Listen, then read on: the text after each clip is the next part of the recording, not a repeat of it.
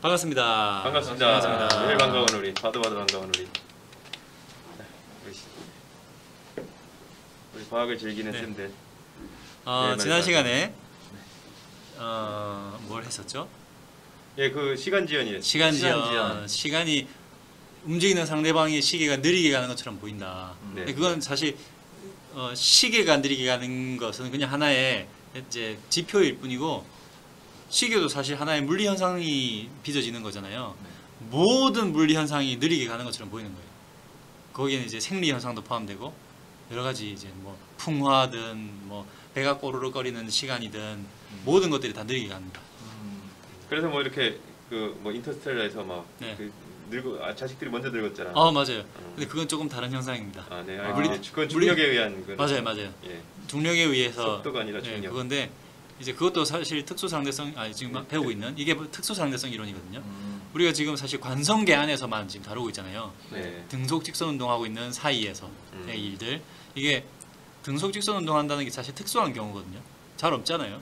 대부분은 뭐 속도가 변하고 막 그러잖아요. 그렇죠. 그래서 이런 속도가 일정한 특수한 경우에만 쓰이는, 한정적으로 이제 쓰이는 상대성 이론이라고 해서 특수 상대성 이론입니다. 이게 특별히 좋은 거라서 그런 게 아니라 오히려 더 간단한. 그렇죠. 좀 제한적인 곳에서만 적용된다, 그런 의미입니다. 그래서 특수하고 상대성 이론이 먼저 나와서 왜 특수한 게 먼저 나와? 일반적인 거. 그죠? 일반적인 게 더 사실은 넓게 봐야 되니까. 맞아요. 더 좀 시간이 필요했던 거죠. 그래서 가속하는 상황까지 포함해서는 좀 더 나중에 일반 상대성 더 많이 이론으로 생각을 했어요. 그렇죠, 발표를 했습니다. 오늘은 손 따라 움직이네요. 제가 AI 저는 컴퓨터 하기 때문에 네. 저번 시간에 이제 동시성의 상대성 배웠고요, 그죠? 저번 시간에 네. 시간 지연까지 배웠습니다. 거기에는 이제 상대성 원리와 광속 불변 원리가 쓰였어요, 그죠? 네. 이런 심플한 두 가지 원리만 가지고 이런 이상한 해석을 해낸 거죠. 네. 대단하네요. 오늘은 사실 이제 오늘 할 건 길이 수축이라는 이 현상입니다. 길이 수축은 뭐 길이가 수축되는 거야? 막 그렇게 생각할 수 있는데 맞아요. 그렇게 되는 거예요. 네. 말 그대로네요. 네. 시간 지연, 뭐 길이 수축 말 그대로. 사실 시간 지연이랑 아주 그 뭐 거의 뭐 같은 현상이라도 해도 될 만큼 사실은 한 가지 현상인데, 조금 이제 설명을 좀 다르게 해서 좀 따로 다룹니다. 사실 우리가 배운 게 동시성이 상대적이다, 시간 지연 뭐 이런 거 배웠는데 사실은 한 가지 현상이에요. 사실은 한 가지 현상이에요. 거리가 떨어져 있어서 어떤 관측이나 이런 거에 시간 딜레이가 생기고 시간 차이가 생기고, 그래서 좀 다르게 보이고 각자 그런 걸로 인해서 일어난 일들이죠. 길이 수축은 어떻게 해서 일어나는 거냐? 이건 뭐야? 뭡니까? 없어졌어. 이건 길이 수축 두 번째 짤인데. 이런 자료의 문제가. 네, 그러면 제가 그릴게요. 네. 그림을 그려볼게요. 컨테이너 박스가 빠르게 달리고 있어요. 네네. 사람이 타고 있고 치마 입은 사람이 타고 있어요. 여기 시계가 있죠. 지구를 기준으로 두 사람이 이렇게 서 있습니다. 한 사람, 두 사람. 이 사람 안 움직여요. 네. 근데 이제 컨테이너 박스만 움직이는 거죠. 바지 입은 사람이 말합니다. 저기 있는 목선까지 가려면 예를 들면 뭐 V의 속도로 1년이 걸릴 거야. 이 정도 거리를 재보니까 그렇게 나왔어 라고 말했어요. 그러니까 여자도, 치마 입은 사람도 그 당시에는 멈춰 있었어요. 그러네, 이 거리가 1년이 걸릴 거리가 맞네, 그 속도로 가면, 이렇게 측정이 됐어요. 그래서 이 치마 입은 사람이 출발을 했어.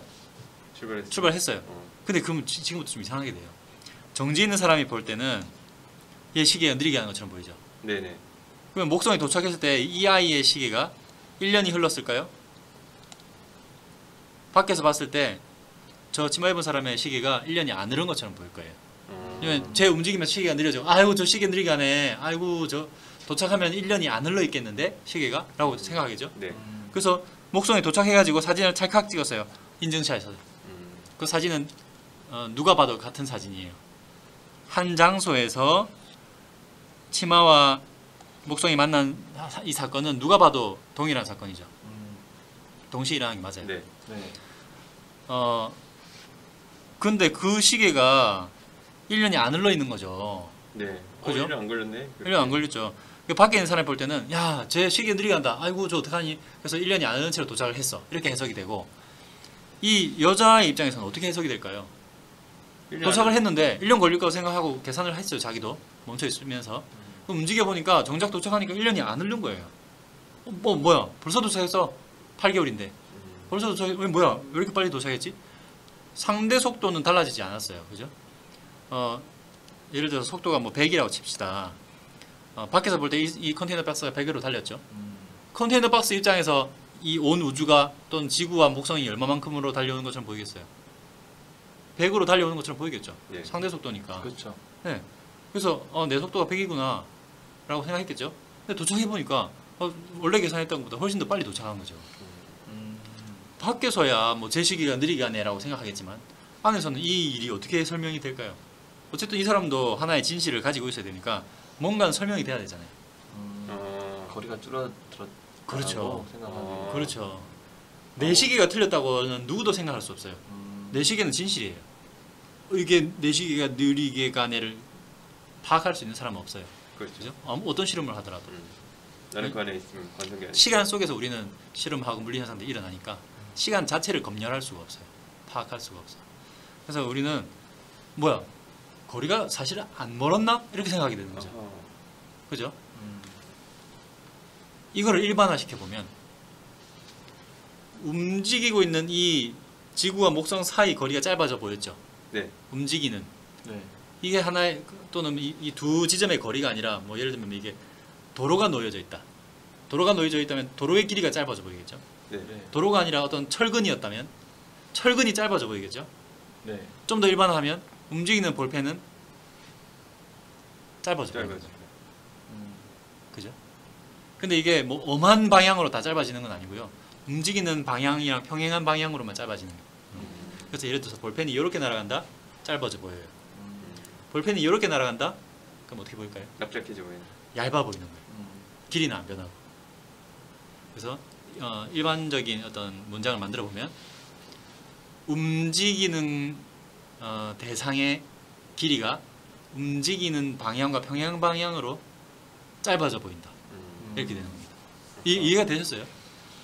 일단은 뭐 네, 좀 이해될 것 될 같은데요. 같긴 네. 한데 이게 상상할 수 없는 그런 현상이니까. 제가 길이 수축까지는 못 보여드리고 공간 왜곡을 좀 보여드리겠습니다.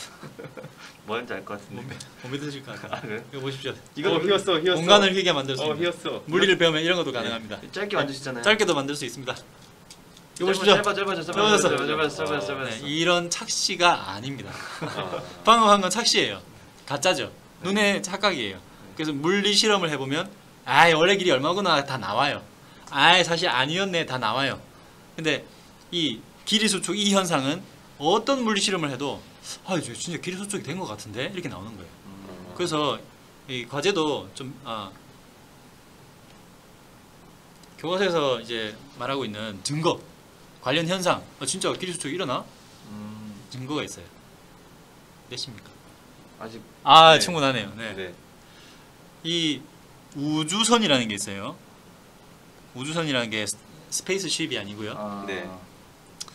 코스믹- 여러, 네. 예. 코스믹 레이라고 그 우주에 있는 이제 강력한 에너지를 가진 전자기파들입니다. 레이. 전자기파들 또는 이제 입자들, 엑스레이처럼. 엑스레이처럼. 네. 레이. 그러니까 태양 같은 데서 날아오는 양성자들, 중성자들, 막 이런 입자들 엄청나게 빠른 속도로 날아옵니다. 에너지를 가지고 이게 지구에 직접 다 들어오면 이제 우리 DNA들 다 부서져 가지고 살아남을 수가 없죠. 그렇죠. 이걸 막아주는 여러 가지 장치들이 있죠. 네. 뭐 자기장이라든지 뭐 대기권이라든지 뭐 이런 것들이 있죠.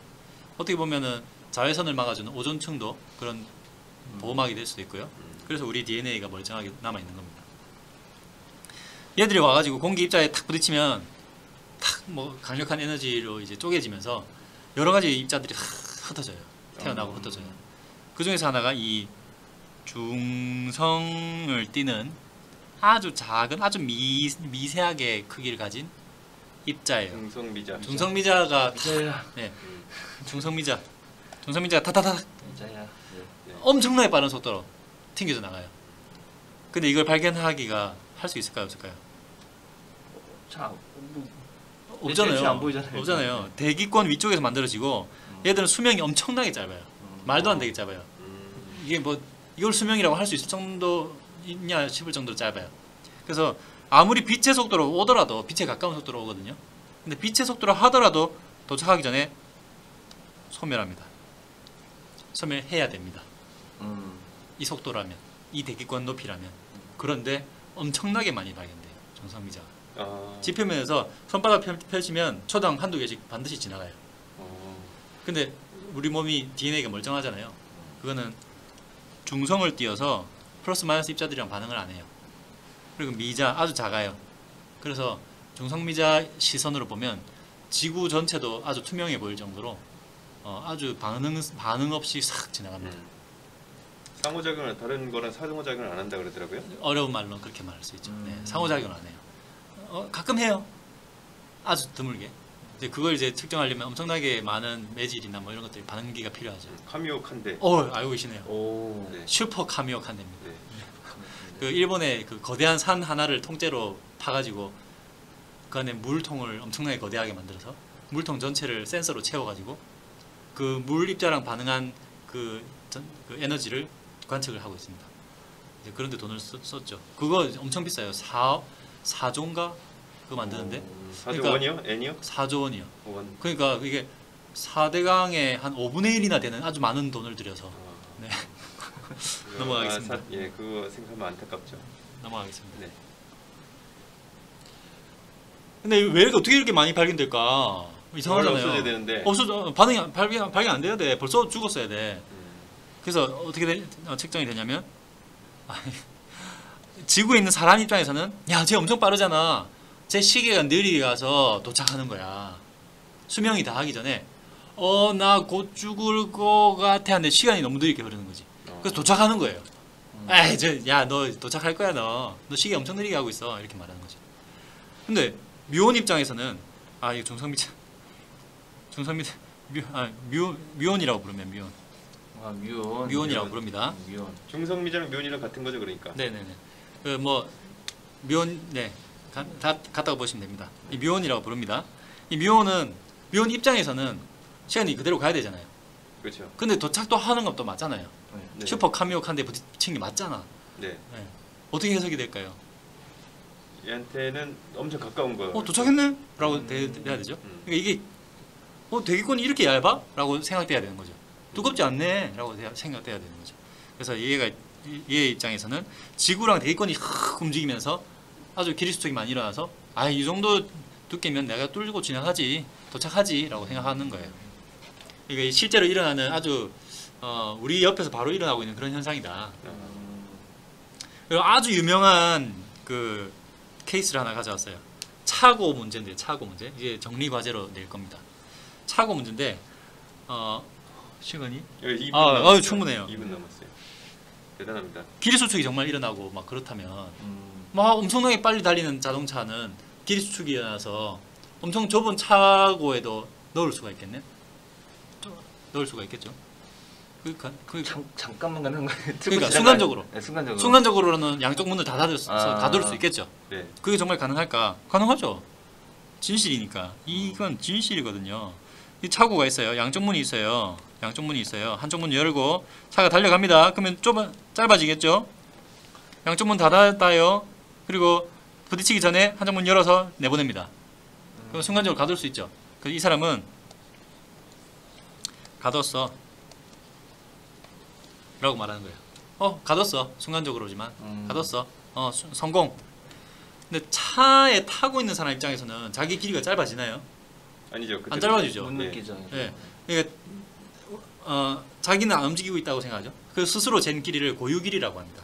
얘가 잰 이 길이를 고유 길이. 그러니까 저번 시간에 배웠던 고유 시간이랑 같은 개념이에요.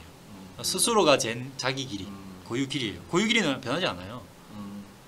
차는 이렇게 긴데 심지어 이제 이 사람이 볼 땐 차고가 움직이는 것처럼 보이죠. 네. 그럼 차고가 더 길어져 보일까요? 움직이고 있으니까 그렇게 차고가 보이지 않을까요? 짧아져야 돼. 차고가 더 짧아져 보여요. 짧아져 네. 보이는구나. 네. 기립수축 일어나야 짧은 되니까. 건데 또 이렇게 보여요. 원래 짧은 차고라서 야 여기 어떻게 들어가 했는데 움직이니까 더 짧아질 거 아니에요. 절대 불가능하죠. 그런데 가뒀다 해. 가도 돼요. 이게 어떻게 해석이 될까? 이렇게 해석이 될 수 있겠죠. 여기가 시작이에요. 이제 차고가 이쪽으로 가는 겁니다. 반대 방향으로. 차고가 오는 네. 거다. 그리고 땅에 서 있는 사람이 움직이는 것처럼 보이겠죠? 그래서 얇아져 보이겠죠? 차고가 더 얇아졌는데 이 사람이 볼 때는 이렇게 되는 거예요. 차의 앞부분이 차고 이쪽 벽에 닿았을 때 가까이 갔을 때 문이 닫힌 거예요. 그리고 뚫고 지나가려고 하니까 열렸어요. 네. 그 뒷부분이 여기 딱 들어온 순간 닫혔어요. 음. 그 빠져나갔어요. 그러니까 이 사람 입장에서는 그래서 갇힌 적이 없다. 동시에 닫힌 적이 없는 거야. 음. 달그닥 하면서 그냥 지나간 거예요. 음. 이게 뭐가 등장합니까? 여기서 시간이죠? 동시성의 상대성이 아, 나오죠. 동시상이 있어. 네. 맨 처음에 했던 이거죠. 그죠? 이 밖에 있는 사람은 두 문이 동시에 닫혔다고 생각하고 네. 하지만 두 문 그러니까 사이에 거리가 있다 보니까 네. 이 동시성은 누구도 이제 장담할 수 없죠. 음. 차에 타고 있는 사람은 동시인 적이 없어라고 말하는 거예요. 앞에 게 먼저 닫혔고 뒤에 게 닫혔고 앞에 게 열렸고 뒤에 게 뭐 그렇게 되는 거죠. 네. 동시성의 차이의 상대성에 의해서 이게 또 설명이 가능한 겁니다. 아예 관찰 자체가 달라지는. 그렇죠. 그러니까 이것도 그래서- 동시성의 상대성이 그래서 나타나는 각자는 진실인 진실. 거예요. 각자는 진실이에요. 나는 이 사람이 생각할 때는 갇힌 적 없고 두 문이 동시에 닫힌 적이 없어서 난 통과가 가능했어. 이 사람이 말할 때는 두 문은 동시에 닫혔어. 네가 짧아졌거든. 이렇게 생각하는 거죠. 이게 과제입니다. 시간이 조금 넘었네.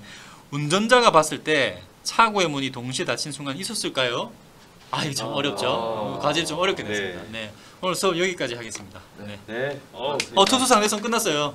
와. 그래요? 역시 상대성 이론을 강의하시니까 막 네. 시간 지연 효과를 이용해서 막 그럼요. 네. 시간에 사실은 막, 예. 10분밖에 안 흘렀습니다. 네. 네. 네. 시간 뭔 개소리야!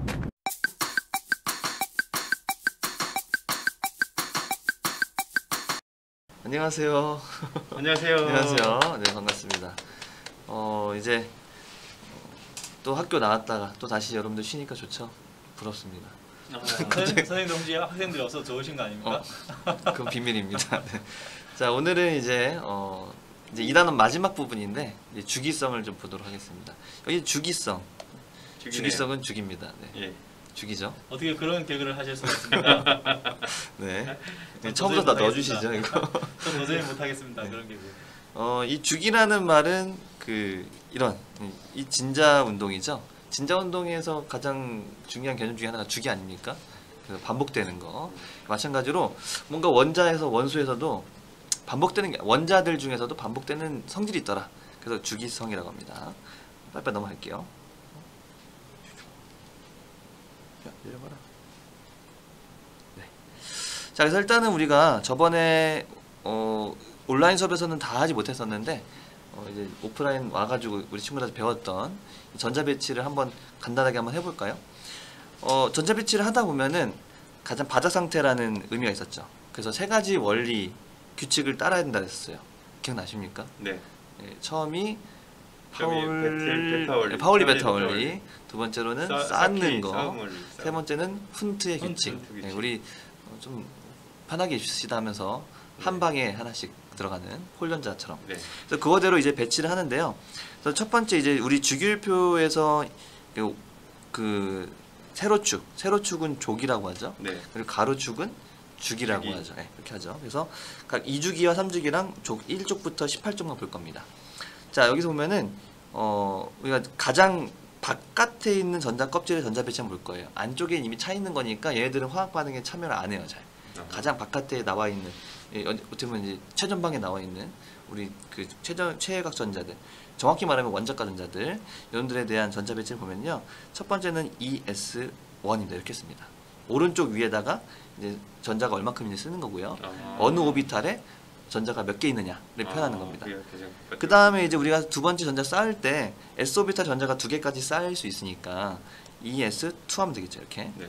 그 다음에 ES2까지 쌓이면 싸움 원리에 의해서 파울리 베타 원리에 의해서 두 개까지 다 쌓였고, 네. 그 다음에 쌓여야 될 건 싸움 원리에 의해서 EP. EP 오비탈 쌓여야 되겠죠. 그래서 EP1 이렇게 하면 되겠습니다. 네. 그 다음에 ES2, EP2 이런 식으로 반복하면 됩니다. 그러면 네. ES2는 생략해도 되는 거 아니에요? 근데 이게 같은 껍질이 있긴 한 거예요. 바닥 상태라는 바닥 걸 상태라는 나타내니까. 제가 방금 말한 게 가장 바깥에 있는 전자 껍질이었잖아요. 네. 전자 껍질의 의미는 우리 주양자수였어요. 주양자수가 똑같은 거에 대한 전자를 나타낸다라고 보시면 되겠습니다. 근데 이제 우리가 워낙 보어의 전자 껍질에 대한 개념이 이해하기 쉬워서 그렇게 많이 쓰는 겁니다. 쓰는 건. 자, 그다음에 실제로는 이것도 전자 배치해주면 p 오비탈 이제 세 군데가 있으면 EP1, EP2, EP3 이런 식으로 훈투 규칙에 의해서 들어가겠죠. 근데 그건 네. 이제 생략한 거고요. 그다음에 ES2, EP4, ES2, EP5, ES2, EP6 해가지고 네. 8개 전자가 채워지면 안정하다라는 거 여러분들 옥텟 규칙이라고 배워봤을 겁니다. 이렇게 전자 배치하면 됩니다. 그러니까 이 전자 배치도 주기성이 있어요. 왜냐하면 그 밑에 있는 3주기도 얘 최외각 전자들이 이렇게 배치합니다. 3s2, 3s2, 3p1 다 똑같아요. 3만 달라지는 거죠. 네 번째 똑같습니다. 다섯 번째 똑같아요. 여섯 번째 똑같습니다. 반복되는 이런 성질. 그래서 전자 껍질의 가장 바깥에 있는 전자 껍질에 대해서 바닥 상태에서도 주기성이 나타나는구나라는 걸 볼 수 있고요. 우리 친구들이 20번까지 이미 외웠어요. 20번까지 외웠으니까 우리 선생님들도 외우시라고 내가 가져왔습니다. 네. 외우세요. 네. 20번까지 외워야 됩니다. 못하겠더라고요. 이거는 조금 어려울 수 있습니다. 뭐 외우는 거 있습니다. 네. 수헬립의 비키니 오프너 나만 알지 펩시 콜라 먹으면 크크 이렇게 외우는 게 있거든요. 참 너무 네. 비교적인 거 아닙니까? 이거? 자 네. 넘어가겠습니다. 자 이제 오늘 진짜 배울 거 뭐냐면 이 주기성 중에 가장 중요한 것 중에 하나입니다. 또 유액전화입니다. 유액전화. 이건 이제 Z라는 게 이제 핵전화라는 뜻이에요. 이게 뭐냐면은 이 G라고 하는데 뭐 다른 말로는 또 이게 그 원자 번호의 의미예요. Z가 원자 번호의 의미인데 원자 번호라는 게 결국 무슨 뜻이냐면 양성자수거든요. 네, 그렇죠. 그 양성자라는 게 플러스 전하를 띄고 있잖아요. 네. 그러니까 양성자가 많아지면 핵이 가지고 있는 전하량이 커집니다. 그래서 핵전하를 우리 Z라고 해요. 똑같이. 근데 이 유효 핵전하라는 게 들어가면서 이 스타가 붙습니다. 이게. 실제로 정말 다 느낄 수 있느냐 이거거든요. 한번 봅시다. 자, 이거 왼쪽에 있는 거 무슨 원자죠? 이거 수소 수소입니다. 아. 오른쪽 누굴까요? 헬륨. 헬륨이죠. 그러면은 수소는 일단은 전자가 이 핵 플러스 1인 핵전하 이 양성자의 전기를 전하 힘을 그대로 느낄 수 있을까요?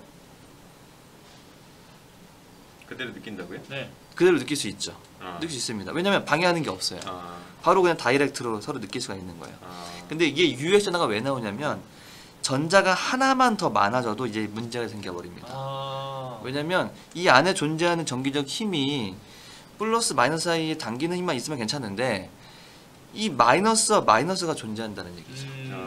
이제 뭐 하기 시작하느냐? 반발력이 생기기 시작해요. 그래서 실제로 같은 껍질에 있는 전자끼리 밀어냅니다. 서로 밀어내는 힘이 생겨버려요. 그래서 이런 거 우리 뭐라고 하냐면 이런 현상을 핵의 이 전하량을 가린다, 막는다. 그래서 가려막기, 가려막기라고 합니다. 혹은 뭐 이게 가리움 현상. 진짜 과학에서 쓰는 용어예요. 쓰는 용어입니다. 가려막기요? 가려막기. 가려막기. 예. 이거 약간 핵을 가려막는다. 그 RPG에서 그 기술 스킬 이름 같은. 아 그렇습니다. 만화를 쓰면서 네. 쓰는 그런 이름 같지만 가려막기, 가리움 현상이라고 합니다. 그래서 실제로 얘가 느끼고 싶은 전하량은 최대로 플러스 2잖아요. 그렇죠. 근데 플러스 1을 못 느껴요.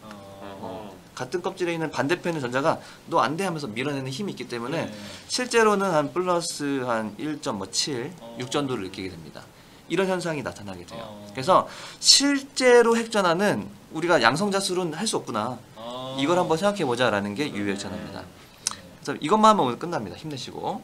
자 그러면 자 수소, 헬륨, 리튬으로 가요. 그러니까 방금 수소에서 헬륨 가는 건 이해했죠. 쉬워요. 네. 근데 문제는 리튬으로 가자마자 새로운 껍질이 생겨버립니다.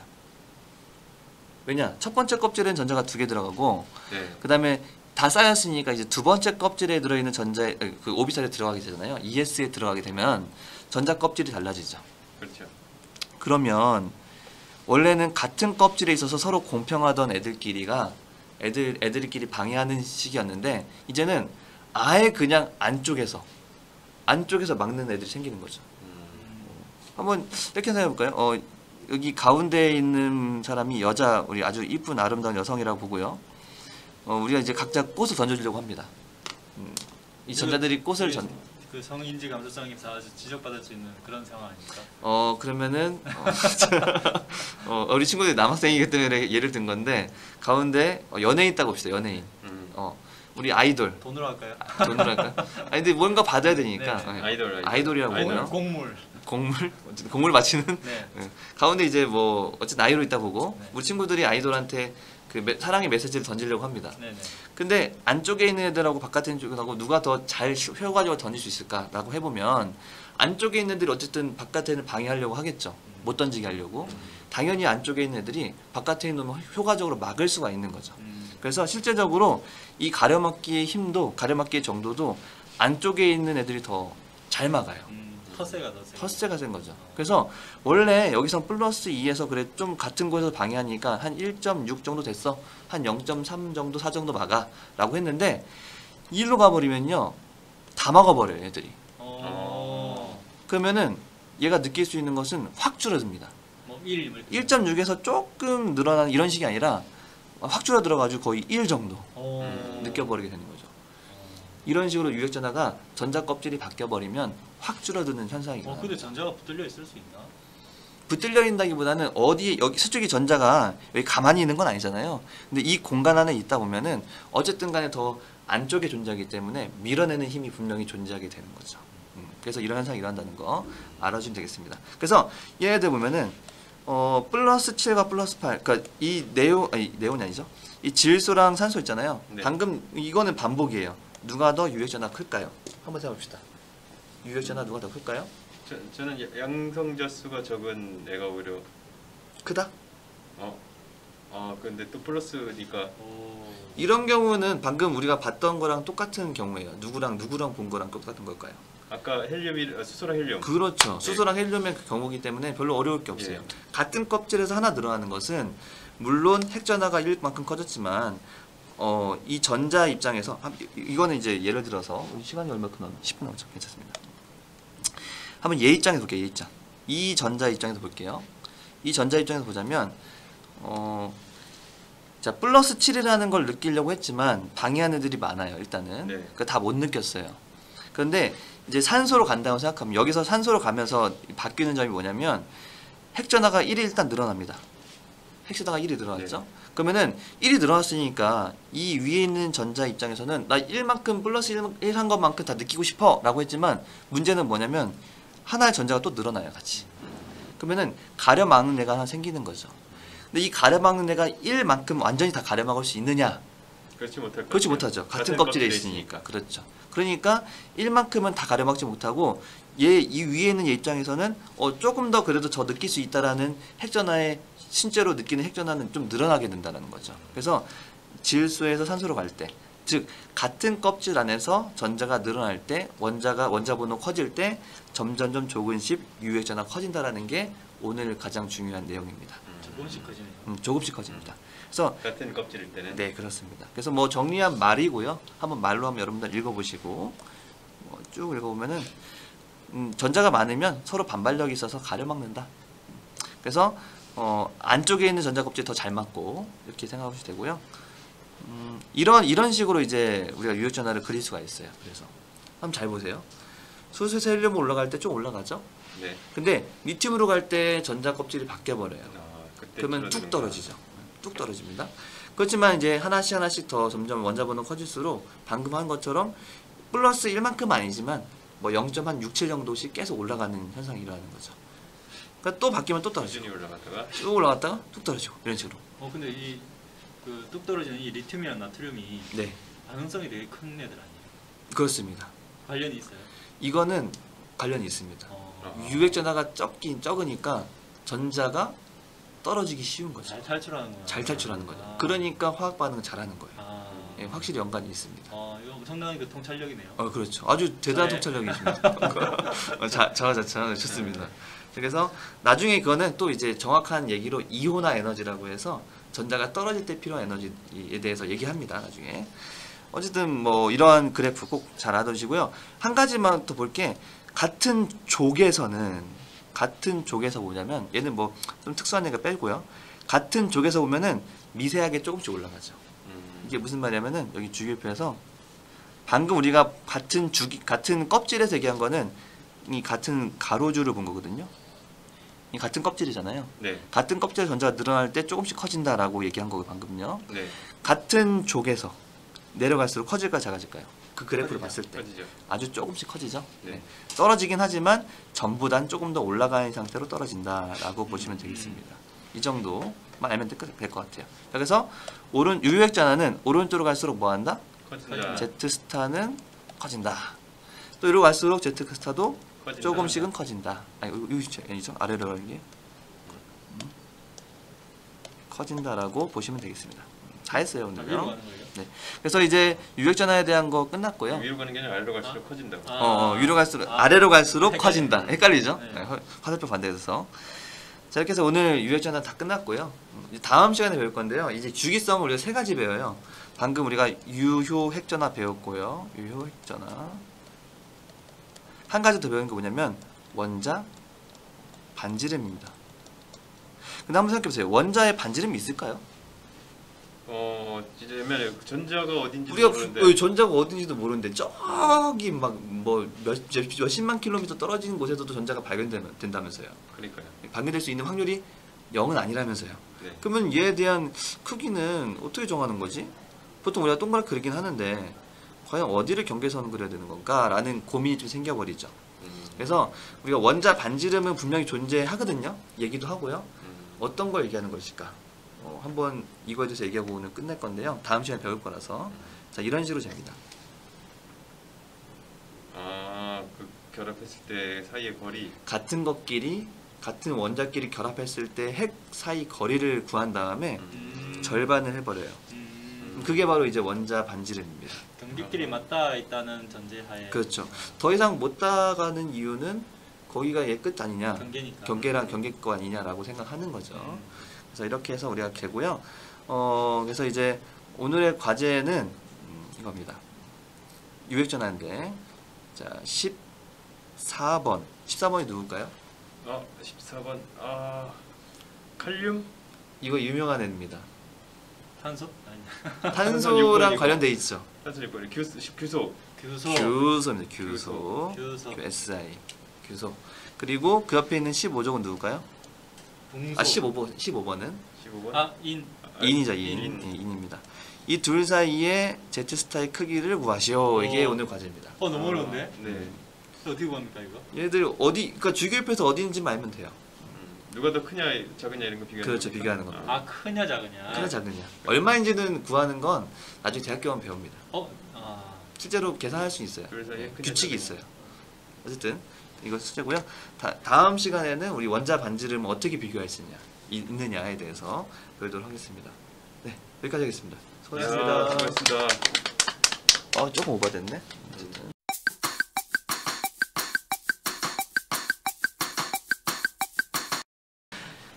자, 반갑습니다. 반갑습니다. 원래 지난 시간에 하지 말자고 하셨는데. 원래 지난 시간에 이 체온 조절까지 다 했어야 했는데 미뤄졌습니다. 체온 조절. 얼마요? 체온 얼마세요? 두 분. 요즘 상당히 중요하죠, 체온. 네. 36.8. 예. 저희도 아침에 7? 아침에 출근할 때마다 항상 이렇게 측정하잖아요. 저도 한 36.78 이렇게 나옵니다. 그리고 37.5도 넘으면 이게 감염이 의심되는 그런 상황인 거죠. 자, 어쨌든 우리가 이렇게 일정한 체온이 있는데 이게 병에 걸리면은 여기도 시상하부거든요. 이 시상하부에서 체온의 설정 온도를 높여요. 설정을 높여서 체온을 높게 맞춥니다. 그래서 열이 납니다. 근데 체온을 일정하게 유지해야 돼요. 체온을 일정하게 유지해야 되면 너무 높으면은 우리 몸에 단백질로 이루어져 있잖아요. 단백질이 한 40몇 도를 넘으면은 단백질이 변형이 돼 버리거든요. 예, 그래서 자기의 기능을 제대로 수행 못 해요. 단백질 그 효소들이 기능을 수행 못 해갖고 여러 가지 물질 대사가 안 되니까 물질 대사가 안 된다는 건 그냥 뭐 죽을 수도 있다는 얘기거든요. 그리고 체온이 너무 낮으면은 또 물질 대사 반응이 잘 안, 주변 에너지가 너무 낮아서 안 일어나고. 그래서 체온을 일정하게 유지를 해야 됩니다. 근데 체온이 높아지는 게 더 위험해 보이네요. 그렇죠. 낮아지는 것 똑같이 위험해. 똑같이 죽어. 얼어 죽거나 쪄 죽거나 그거죠. 얼어 죽으면 변형은 안 되는 거잖아요. 그렇죠. 변형 안 되죠. 아니 그래도 뭐야 여러 가지 조직이나 물이 만약에 얼면 세포 안에 물이 얼면서 이 세포 조직이 파괴가 돼요. 왜냐면 물이 얼면 이 부피가 달라지니까. 그래서 뭐 냉동인간 이런 것이 아직까진 거의 불가능하죠. 어떻게 그럼 체온을 유지하느냐? 체온 유지하는 방법은 두 가지입니다. 열을 만들거나 발생, 열을 밖으로 내보내거나 발산. 예, 두 가지입니다. 그래서 몸에 체온을 올릴 때는 열 발생을 높이고 열 발산은 낮추면 되죠. 체온을 높이려면. 반대로 체온을 낮추려면 열 발생을 줄이고 열 발산을 높이면 되죠. 네. 그렇죠. 이게 왜 그러냐면은 이게 항상 우리 몸에서 이 여러 가지 그 세포호흡이 일어나면서 열이 발생하거든요. 그렇게 우리 몸에서 열을 생산할 수가 있고요. 또 이제 우리가 피부나 이런 데 바람 불면 시원하잖아요. 그게 이제 열을 뺏어가서 그런 거잖아요. 이렇게 열이 땀을 흘리면 또 이 땀이 증발하면서 엄청나게 많은 열을 뺏어가거든요. 그래서 열을 발산하는 거랑 열을 발생하는 거랑 생성하는 거랑 이 두 가지 과정이라고 보시면 돼요. 자, 한번 보도록 하겠습니다. 일단 온도 체온이 너무 낮아지는 것부터 볼게요. 체온 낮아지는 거예요. 그리면서 자, 체온이 너무 낮았다. 체온이 하강했다. 체온이 낮아지면 체온을 높여야겠죠. 네. 요것도 시상하부입니다. 시상하부에서 체온을 재고 있는 거예요. 체온을 재고 있다가 너무 낮아졌다 춥다. 그러면은 열을 생성해야겠죠. 떱니다. 떨어요. 덜덜덜덜. 근데 요걸 작용하는 게 이제 교감신경이에요. 예, 교감신경. 근데 교감신경이 강화되면 우리가 교감신경이 싸움 도망 신경이잖아요. 그렇죠. 뭔가 이렇게 막 싸우고 에너지를 많이 쓰는 상황, 싸움하거나 도망가는. 떨리잖아요. 예, 그렇죠. 그런 거요. 그렇죠. 건가요? 그렇죠. 막 싸움 앞에 두면 그래도 자신이 있으면 안 떨지. 예, 너무 강한 상대랑 싸우셨군요. 자신이 없습니다. 네. 어쨌든 교감신경을 강화해서 막 근육이 떨립니다. 열을 생성하는 거죠. 그렇죠. 열을 발산을 안 시켜야 됩니다. 열을 발산을 줄여야 되겠죠. 그래서 그래서 피부 근처로 지나가는 혈관들이 있어요. 피부 근처의 혈관. 이 피부 근처 혈관들은 얘가 피부 근처를 지나가면서 막 열을 뺏기겠죠. 그래서 여기를 피부 근처로 지나가는 혈관들을 수축시켜서 혈액을 그쪽으로 적게 보내요. 그래서 아무래도 바깥쪽으로. 예, 그렇죠. 보일 때? 예, 그래서 추운데 있다 보면 막 입술이 파래진다거나 예, 그런 현상이 생긴다고 합니다. 입술이 빨리 붉은 게 이제 혈액이 좀 많이 보여서 그런 거잖아요. 자, 그래서 이런 두 가지 가지고 열 발생량을 높이고 열 발산량을 줄이고 그렇죠. 그래서 체온을 올리게 되는 겁니다. 간단하죠? 네. 예, 이게 사실 제일 체온은 간단해요. 그리고 사실 이거 말고도 굉장히 복잡한 과정들이 많이 있거든요. 무슨 에피네프린이 나온다든가 이런 거 지금 다 생략이 돼 있어요. 그건 생투에서 배웠나요? 아니요, 안 배웁니다. 네. 다행이네요. 네. 그래 너무 복잡해요. 그리고 거기까지 나가면. 자, 그리고 여기 이제 반대로 더울 때 체온이 높아졌다. 더우면 이제 체온을 낮춰야겠죠. 네. 낮추기 위해서는 역시나 시상하부가 중추가 되고요. 이번에도 교감신경입니다. 원래 교감신경 반대는 부교감신경이잖아요. 네. 근데 체온 조절은 이게 부교감신경은 작용 안 해요. 교감신경이 약해집니다. 교감신경 작용 완화합니다. 완화구나. 네. 열 발생량을 줄이는 건 여기 안 나왔네요. 또 이게 그 복잡한 과정에 또 뺐네요. 열 발산량만 느리네요. 열 발산을 느리기 위해서 땀을 막 흘리고요. 그렇죠? 그리고 피부 근처에 혈관을 확장시켜요. 그래서 막 여러분 뛰고 나면은 체온 높아지면은 막 덥잖아요. 땀이 막 흘리잖아요. 그렇죠? 그래서 열 발산량을 늘려갖고 체온을 이렇게 열이 막 달아나게 하는 그렇죠?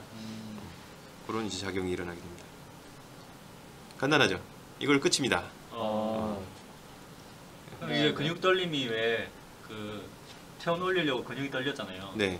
그러면 반대로 저기서는 근육 안 떨림이 혹시 발생하나요? 그렇죠. 근육이 안 떨리겠죠. 근데 안 떨린다고 해서 원래 안 떨고 있었으니까. 예, 원래 안 떨리고 있으니까 특별히 또 더 큰 변화는 아니잖아요. 변화가 없네요. 열 발생을 줄이려면 어떻게 될까요? 원래는 이제 이 물질 대사량을 줄여야 돼요. 줄여야 될 것 같은데. 예, 그래서 티록신 저번에 배웠죠. 갑상샘 호르몬 얘기했었잖아요. 갑상샘 호르몬이 물질 대사를 늘린다고, 세포호흡을 늘린다고. 그렇죠. 그거를 이제 줄이는 방법도 있고. 그럴 것 같아요. 뭔가 네, 세포 그런 같은 거. 그게 그래서 좀 무기력해지는 건가요? 더울 땐 무기력해지던데. 그렇죠. 그러게 에너지가 생성이 아무래도 적어지니까 좀 무기력해질 수도 있겠죠. 그런 영향도 있을 수 있겠네요. 입맛 없어지고. 네. 입 없어지는 거 뭔가 설득력 있다. 네. 여기서 하긴 좀 아쉬우니까 우리 다음으로 넘어가죠.